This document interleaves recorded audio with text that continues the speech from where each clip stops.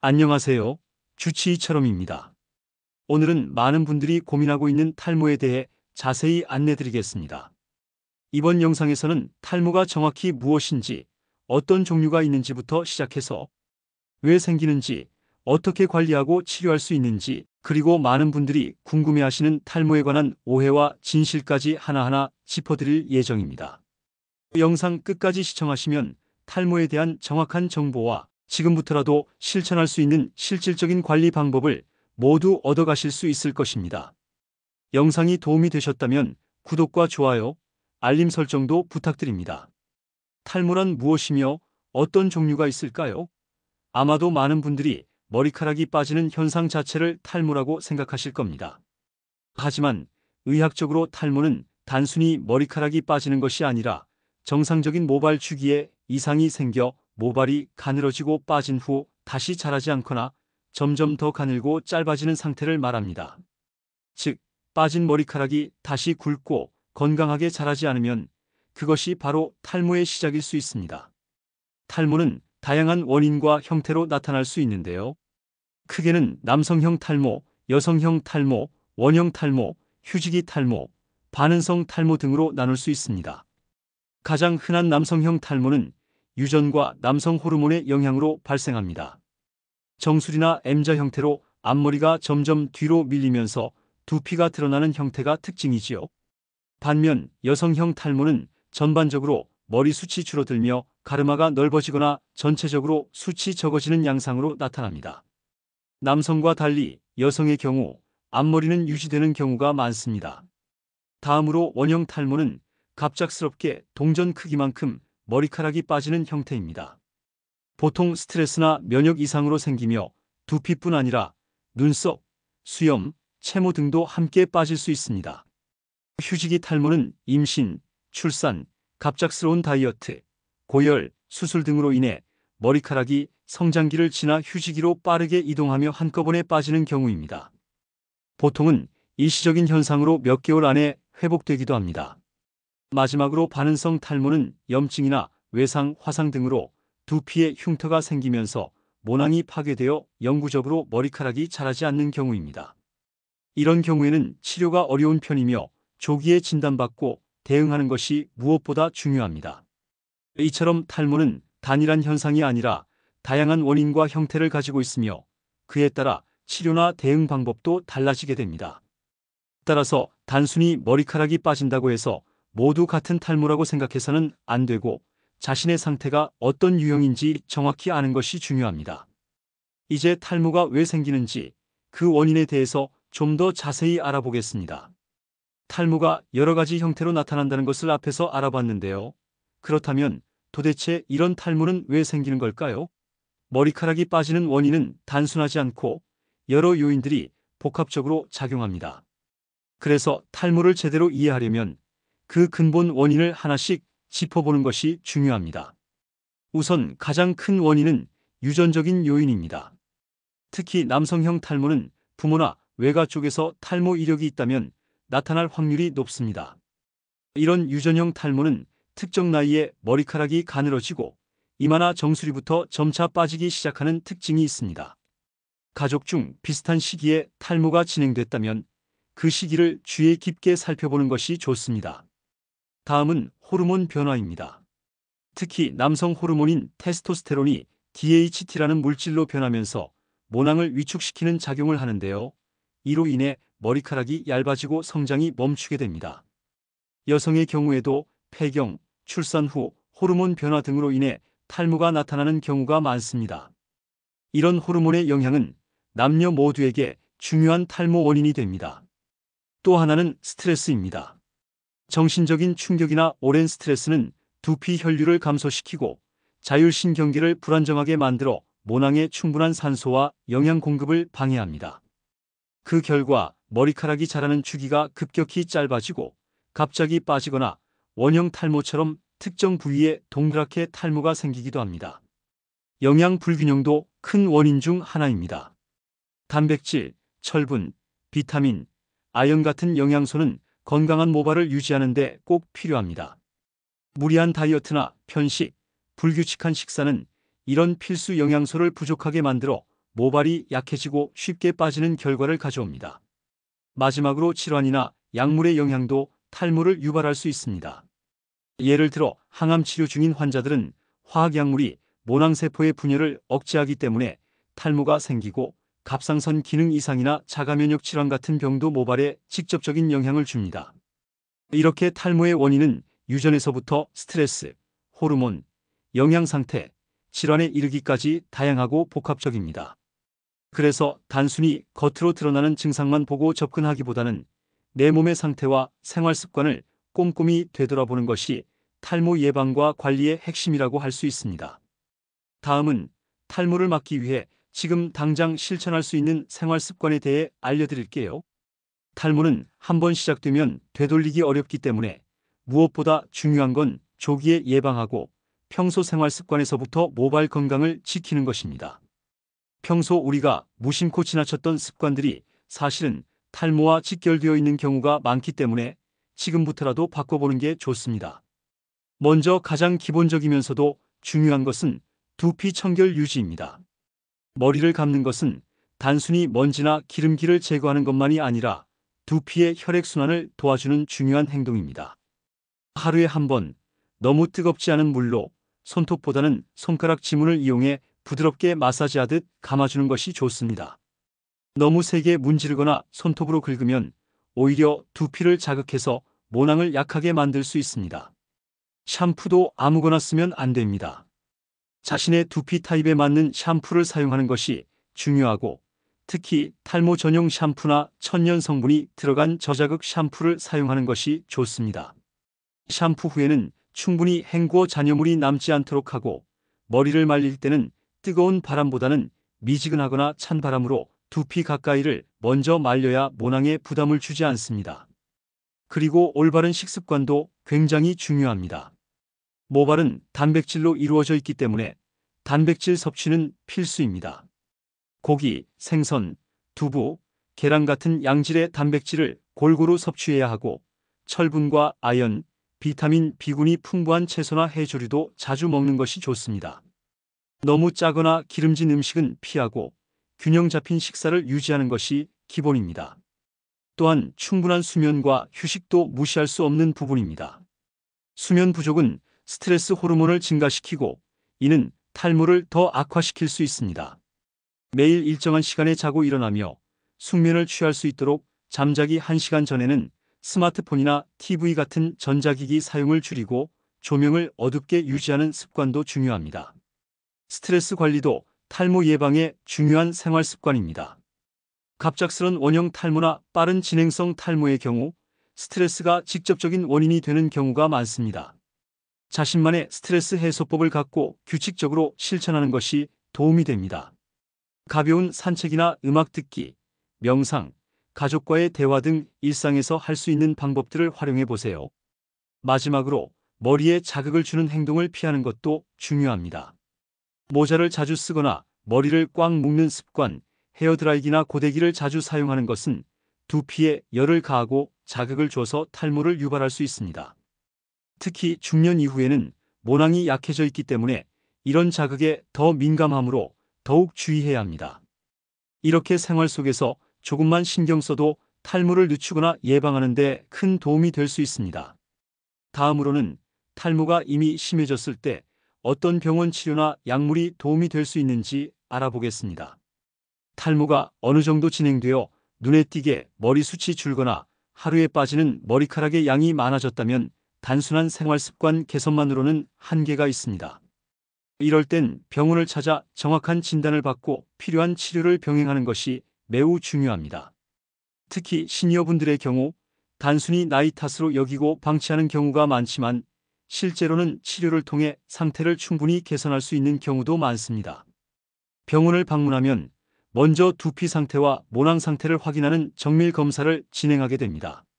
이를 통해 단순한 일시적인 탈모인지 혹은 남성형 또는 여성형 탈모처럼 진행성 탈모인지 판단할 수 있습니다.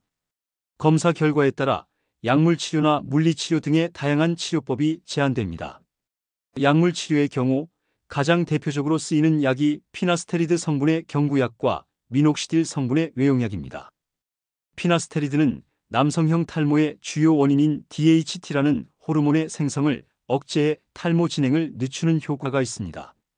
다만 이 약은 여성이나 특정 질환을 가진 사람에게는 부작용이 있을 수 있기 때문에 반드시 전문의의 처방과 지시에 따라 복용해야 합니다. 외용제인 미녹시딜은 두피에 직접 바르는 형태로 혈액순환을 도와 모낭을 자극해 머리카락이 자라도록 돕는 역할을 합니다. 특히 미녹시딜은 남녀 모두 사용할 수 있으며 비교적 부작용이 적은 편이라 시니어분들에게도 많이 처방되는 약입니다. 하지만 효과를 보기 위해서는 꾸준히 장기간 사용하는 것이 중요하며 사용을 중단하면 다시 탈모가 진행될 수 있기 때문에 지속적인 관리가 필요합니다. 그 외에도 두피 주사요법이나 레이저 치료 같은 물리치료도 병원에서 병행할 수 있습니다. 두피에 필요한 영양분을 직접 주입하거나 저출력 레이저를 사용해 두피를 자극함으로써 모발의 성장 주기를 개선하는 방법입니다. 이들 치료는 비교적 시술 시간이 짧고 통증이 적으며 정기적인 치료를 통해 눈에 띄는 효과를 경험할 수 있는 경우도 있습니다. 또한 탈모가 매우 심한 경우에는 모발 이식술도 고려할 수 있습니다.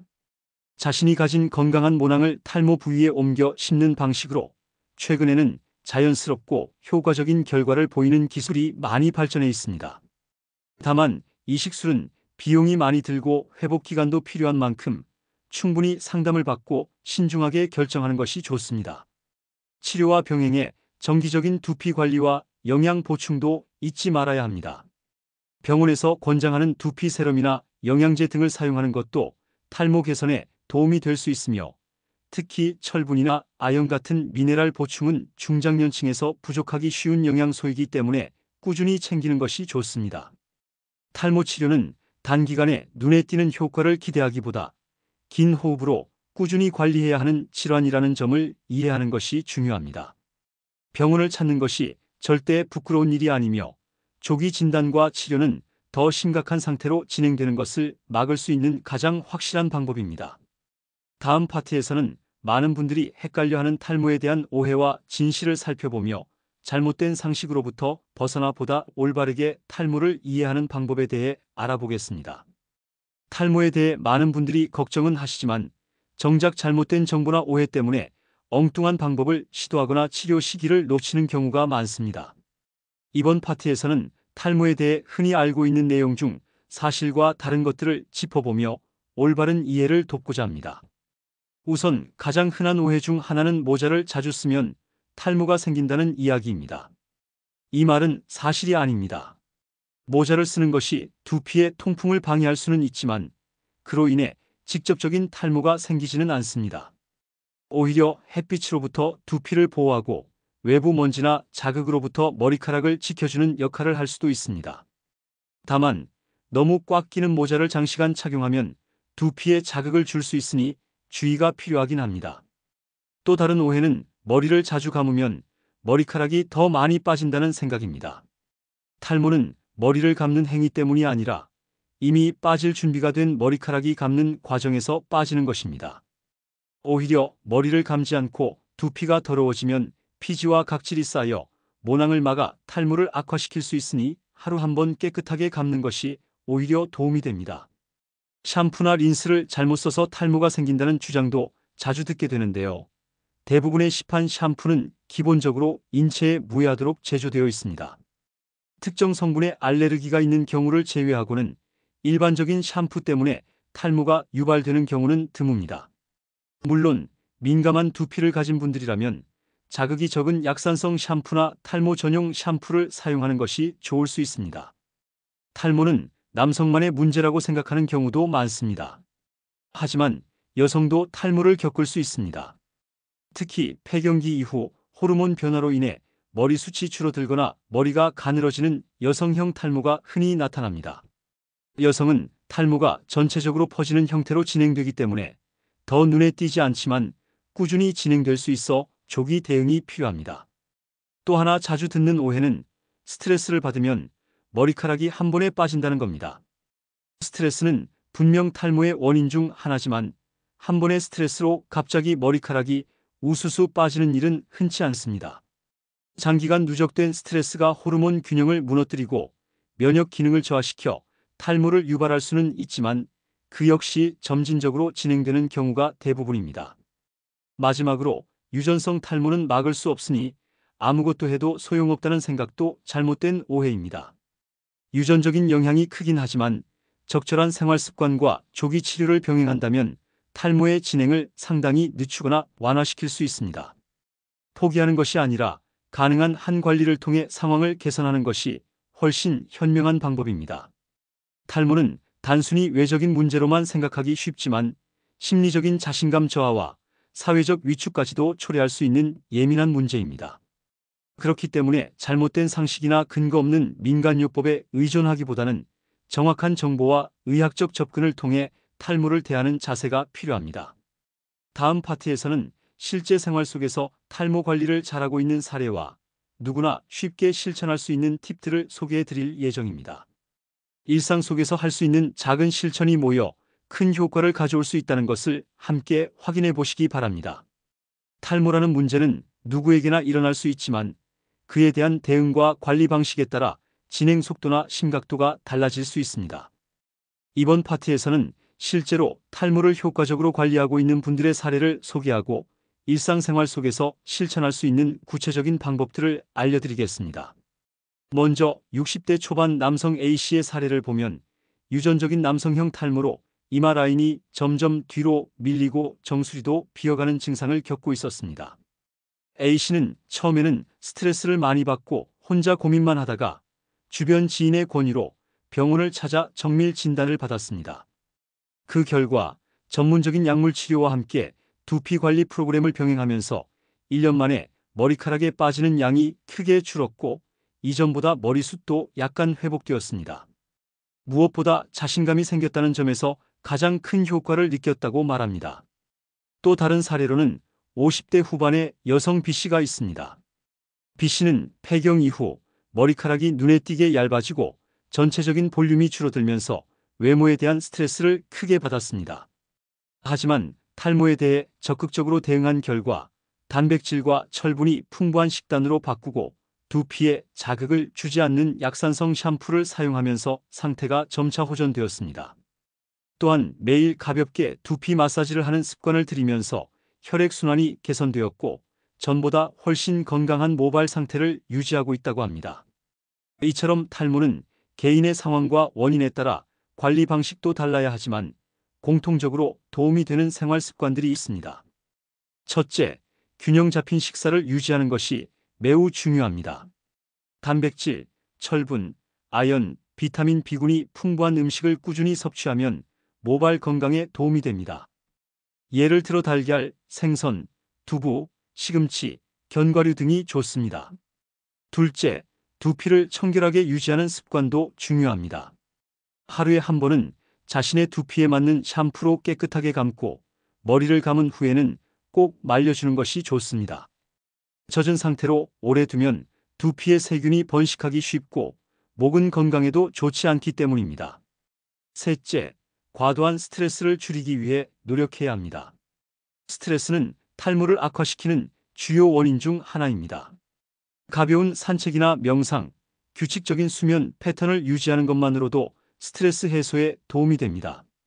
넷째, 두피 마사지를 생활화하면 혈액순환을 도와 모낭에 영양이 더 잘 공급됩니다. 샴푸할 때 손끝으로 가볍게 마사지하거나 따로 두피 전용 마사지기를 사용하는 것도 좋은 방법입니다. 하루 5분씩만 투자해도 큰 차이를 느낄 수 있습니다. 마지막으로 모발에 자극을 주는 행동은 피해야 합니다. 잦은 염색이나 펌, 고데기 사용은 모발을 손상시키고 두피에도 자극을 줍니다. 특히 나이가 들수록 모발은 더 쉽게 약해지기 때문에 자연스러운 상태를 유지하려는 노력이 필요합니다. 그래서 탈모를 겪고 있는 분들도 포기하지 마시고 자신의 상태에 맞는 관리 방법을 꾸준히 시도해 보는 것이 중요합니다. 생활 속에서 조금씩 바꿔나가는 노력들이 쌓이면 분명히 긍정적인 변화를 느낄 수 있습니다. 그렇다면 많은 분들이 궁금해하시는 질문들, 예를 들어 머리 감을 때 머리카락이 빠지는 건 탈모인가요? 같은 것들에 대해 좀 더 자세히 알아보겠습니다. 탈모에 대해 많은 분들이 궁금해하시는 질문들이 있습니다.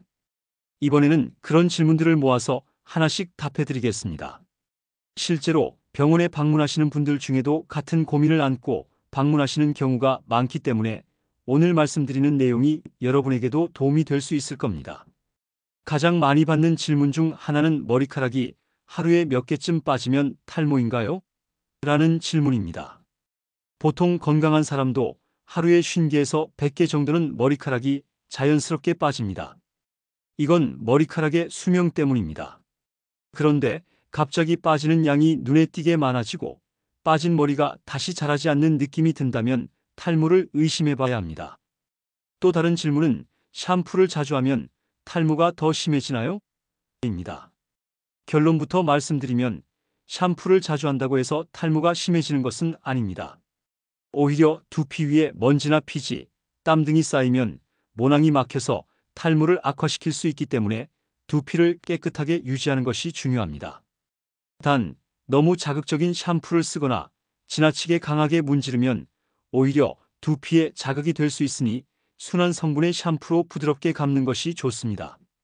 그리고 모자를 자주 쓰면 탈모가 생기나요? 라는 질문도 많습니다. 모자를 쓰는 것 자체가 탈모의 원인이 되지는 않습니다. 하지만 모자를 너무 오랜 시간 꽉 조이게 쓰면 두피의 혈액순환이 방해될 수 있기 때문에 통풍이 잘 되는 모자를 적당히 착용하는 것이 좋습니다. 머리를 짧게 자르면 머리카락이 더 잘 자라나요? 라는 이야기도 있는데 머리를 짧게 자른다고 해서 모발 성장 속도가 빨라지거나 모발이 더 굵어지는 것은 아닙니다. 모발이 두껍게 느껴지는 이유는 짧은 머리카락은 끝이 가늘지 않기 때문에 시각적으로 두꺼워 보일 수 있는 것뿐입니다. 마지막으로 가장 중요한 질문 중 하나, 탈모는 유전인가요? 입니다. 네, 탈모는 유전적인 영향이 매우 큽니다. 특히 남성형 탈모의 경우 아버지뿐 아니라 어머니 쪽 가족력도 영향을 줄 수 있습니다. 그렇다고 해서 유전이라고 포기할 필요는 없습니다. 유전적 소인이 있어도 생활 습관과 조기 치료로 충분히 늦추거나 완화할 수 있기 때문입니다. 이처럼 탈모는 오해도 많고 궁금증도 많은 주제입니다. 혹시 이 외에도 궁금한 점이 있으시면 병원에 상담을 받아보시거나 영상 댓글에 남겨주시면 다음 영상에서 자세히 다뤄드리겠습니다. 지금까지 탈모에 대한 다양한 원인과 종류, 예방과 관리 방법, 그리고 자주 묻는 질문까지 함께 알아봤습니다.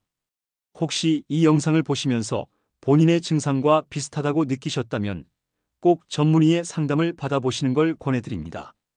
탈모는 조기에 관리할수록 그 효과가 훨씬 크기 때문에 지금 이 순간이 가장 빠른 때일 수 있습니다. 다음 영상에서는 머리카락만큼이나 중요한 눈 건강에 대해 자세히 다뤄보겠습니다. 나이가 들수록 시력이 급격히 나빠지거나 눈이 침침해지는 경험, 누구나 한 번쯤은 겪으셨을 텐데요. 왜 그런 증상이 나타나는지, 그리고 어떤 검사를 받아야 하고 어떤 생활 습관이 필요한지 알기 쉽게 설명드릴 예정입니다. 오늘 영상이 도움이 되셨다면 구독과 좋아요, 알림 설정 부탁드립니다. 시청해주셔서 감사합니다.